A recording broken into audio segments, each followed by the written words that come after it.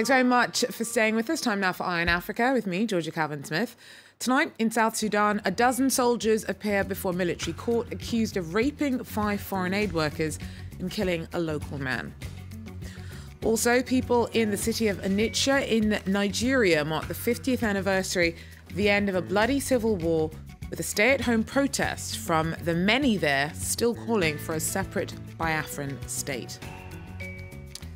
And Kenya's biggest infrastructure project since independence is almost on track. The train line connects Mombasa to Nairobi and strengthens China's investment in Africa. But first, in South Sudan, a dozen soldiers appeared before a military court on Tuesday, accused of raping 5 foreign aid workers and killing a local man. The attack was one of the worst on humanitarian staff since the country's civil war began 3 years ago. It happened at the Hotel Terrain in Juba last July as President Salva Kiir's forces battled opposition fighters. Both sides have been accused of atrocities during the crisis, but perpetrators almost never face any penalty.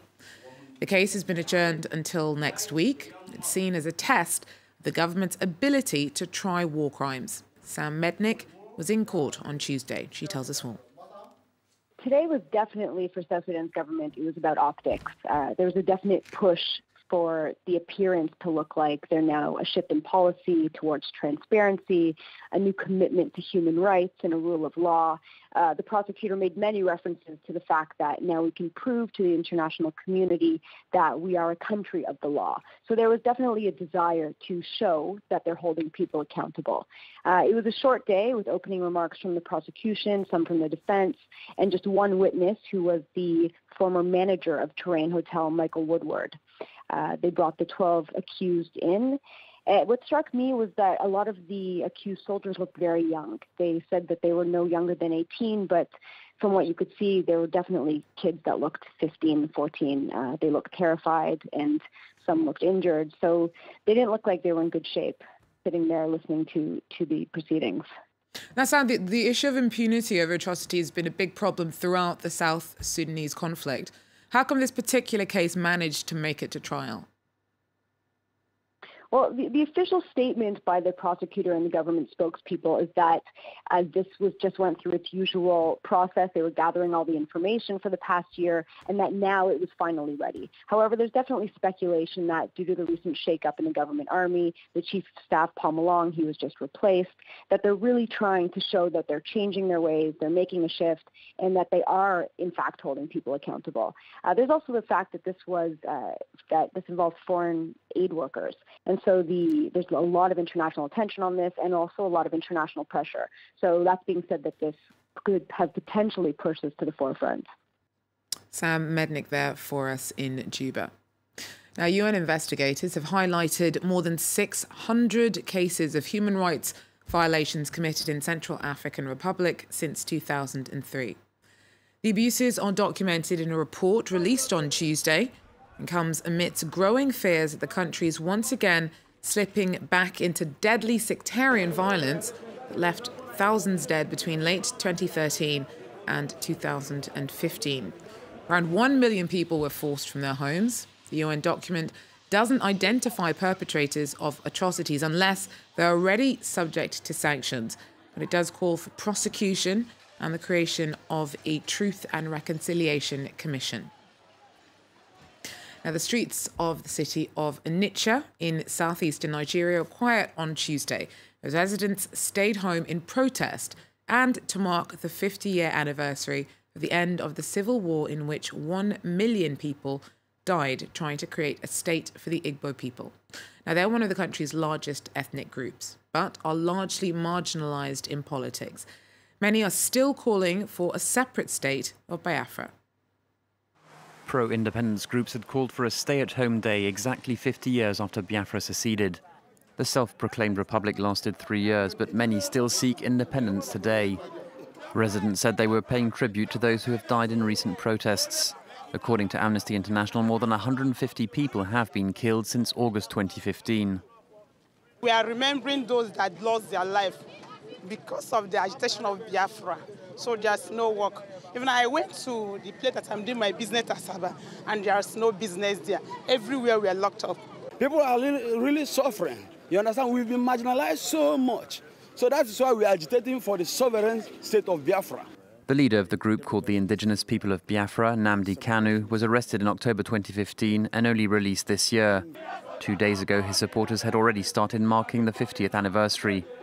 Veterans were also there. They remembered all their comrades who died. My heart always cries because of them.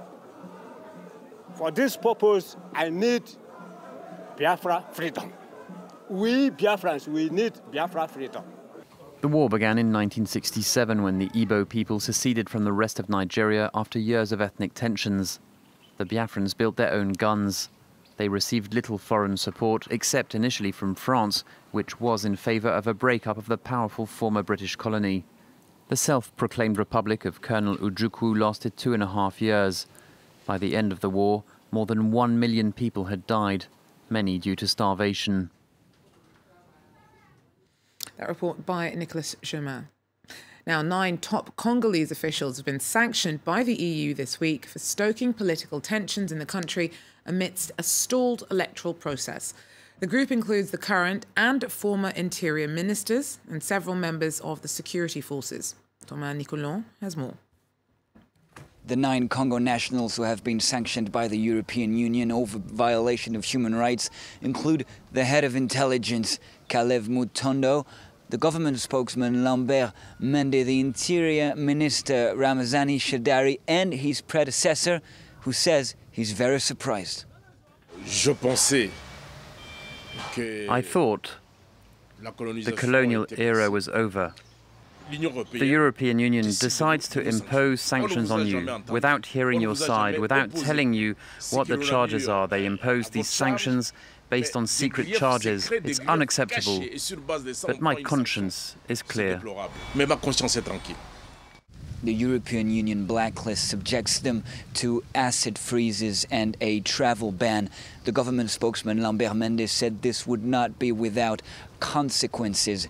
The European Union said Congo should hold an election as soon as possible and expressed concern about the excessive use of force by the authorities. Thomas Nicolon there for us in Kinshasa. In other news, on Wednesday, Kenyan President Uhuru Kenyatta will be amongst the first passengers on the country's new railway line. The route connects the port city of Mombasa to the capital, Nairobi. Now, it's Kenya's biggest infrastructure project since independence and the latest in a growing number of African railroads being financed by China. Alison Sargent tells us more. A final dress rehearsal for the opening of their new railway. The Chinese-built line links Nairobi to Mombasa, covering 472 kilometers in about 5 hours. It replaces the network built when Kenya was under British colonial rule, making it the country's first new railway in over 100 years. It was amazing to see the train coming at a very high speed. The line is part of the standard gauge railway, planned to link East African countries. This stage cost nearly 3 billion euros, 90% of which was financed by China's Import-Export Bank. The Kenyan government went ahead with the new railroad, despite a warning from the World Bank that it would be cheaper to refurbish the old one. Kenya's transport minister says that thanks to the revenue generated by the railway, paying China back won't be a problem. We anticipate and we have estimated a GDP will grow by at least an additional 1.5%. That way we can pay back this cost of the railway within about 4 years. Kenya has already signed a nearly 1.5 billion euro contract for the project's next phase, a route that has sparked public outcry for cutting through Nairobi's iconic national park. In the past decade, African countries have borrowed billions of euros from China for rail projects. Last year, Ethiopia inaugurated a Chinese-built line with a price tag of 3.4 billion euros. Well, that's it for Eye on Africa for now. Thanks very much for joining us. Remember, you can always get more news and headlines from across the continent by checking us out online, www.france24.com. Take care.